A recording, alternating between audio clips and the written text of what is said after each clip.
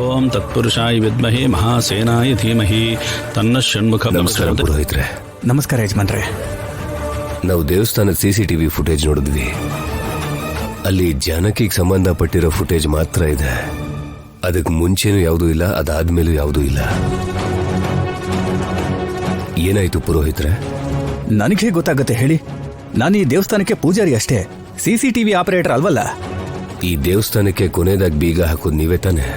ನಿಮಗೂ ಗೊತ್ತಾಗ್ದಿರೋ ಹಾಗೆ, ಆ ಆಪರೇಟರ್ಗೂ ಗೊತ್ತಾಗ್ದಿರೋ ಹಾಗೆ ಈ ದೇವಸ್ಥಾನದಲ್ಲಿ ಏನ್ ನಡೆದಿರುತ್ತೆ? ರಾಜಾರಾಮ್ ಅವರೇ, ನೀವು ಊರಿಗೆ ದೊಡ್ಡವ್ರು ಇರ್ಬೋದು, ನಿರಂತರವಾಗಿ ಅಮ್ಮನವ್ರ ಸೇವೆ ಮಾಡ್ತಾ ಇರುವಂತ ನನ್ನ ಮೇಲೆ ಅನುಮಾನಿಸ್ತೀರಾ? ಪುರೋಹಿತ್ರೆ, ವಿವರಣೆನ ಕೇಳ್ತಿರುವಾಗ ಸ್ವಲ್ಪ ಸಮಾಧಾನವಾಗಿ ಏನಾಯ್ತು ಅಂತ ಹೇಳಿ. ಅದು ಹಾಗಲ್ಲಮ್ಮ.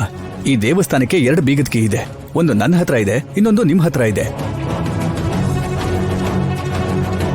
ನೀವು ಇಲ್ಲ ಅಂತಿದ್ದೀರಾ, ನಾನು ಇಲ್ಲ ಅಂತ ಹೇಳ್ತಾ ಇದ್ದೀನಿ. ಅಂದ್ರೆ ನಿಮ್ಮ ಕೈವಾಡ ಇಲ್ದೇನೆ ಅಮ್ಮನವರ ಒಡವೆಗಳು ಮಾಯ ಆಯ್ತು ಅಂತ ಹೇಳ್ತಿದ್ದೀರಾ?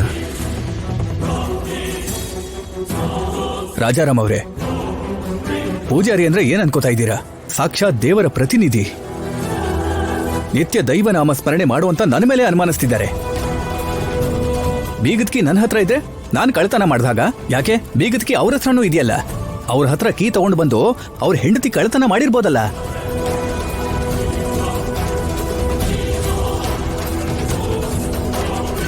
ಪಂಚಾಯತಿಲ್ ನೋಡಿದ್ರೆ ಇವ್ರ ಹೆಂಡತಿಗೆ ಯಾರೋ ಮೋಸ ಮಾಡಿದ್ರು ಅಂತ ಹೇಳಿ ಈಗ ಬಂದು ನನ್ನ ಮೇಲೆ ಸಂದೇಹ ಪಡ್ತಾ ಇದ್ದಾರೆ. ಇದನ್ನ ನಾನು ಸಹಿಸ್ಕೊಳ್ಳೋದಿಲ್ಲ. ಊರಿಗೆ ದೊಡ್ಡವರಾಗಿ ಅಧಿಕಾರನ ನಿಮ್ಮ ಕೈಗೆ ತಗೊಂಡು ನಿಮಗಿಷ್ಟ ಬಂದಂಗೆ ಮಾಡ್ತಿದ್ರೆ, ನಿಮ್ಮ ಮಗಳು ದೇವಸ್ಥಾನಕ್ಕೆ ಆಫೀಸರ್ ಆಗಿದ್ದಾರೆ. ಅವರು ನೋಡಿದ್ರೆ 1 ವಾರದೊಳಗಡೆ ಕಳ್ಳರನ್ನ ಹಿಡಿಬೇಕು ಅಂತ ಟೈಮ್ ಕೊಟ್ಟು ಹೋಗಿದ್ದಾರೆ. ಅಲ್ಲಿವರೆಗೂ ಅಮ್ಮನವರಿಗೆ ಒಡವೆಗಳನ್ನ ಹಾಕದೆ ಹೂ ಮತ್ತೆ ಪತ್ರೆಗಳಿಂದ ಅಲಂಕಾರ ಮಾಡ್ತಾ ಇದ್ದೀನಿ. ಆರ್ತಿ ತಟ್ಟೆಗೆ ಹಾಕೋ ದುಡ್ಡು ಕೂಡ ನಾನು ತಗೊಳ್ಳೋದಿಲ್ಲ. ಅಂಥದ್ರಲ್ಲಿ ನನ್ನೇ ಅನುಮಾನಿಸ್ತಾ ಇದ್ದೀರಾ? ಒಬ್ಬ ಪೂಜಾರಿಗೆ ಇದಕ್ಕಿಂತ ಅವಮಾನ ಬೇಕಾ?